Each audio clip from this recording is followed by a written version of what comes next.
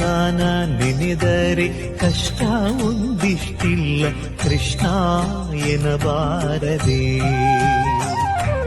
ನರಜನ್ಮ ಬಂದಾಗ ನಾಲಿಗೆ ಇರುವಾಗ ಕೃಷ್ಣ ಎನ್ನಬಾರದೆ.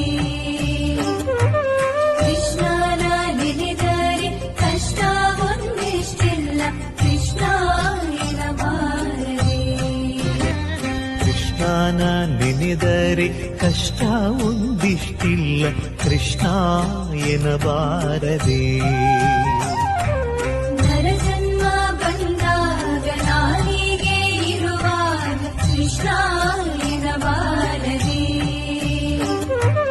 ಕೃಷ್ಣನ ನೆನೆದರೆ ಕಷ್ಟ ಒಂದಿಷ್ಟಿಲ್ಲ ಕೃಷ್ಣ ಎನ್ನಬಾರದೆ. ಕೃಷ್ಣನ ನೆನೆದರೆ ಕಷ್ಟ ಒಂದಿಷ್ಟಿಲ್ಲ ಕೃಷ್ಣ ಎನ್ನಬಾರದೆ. ನರಜನ್ಮ ಬಂದಾಗ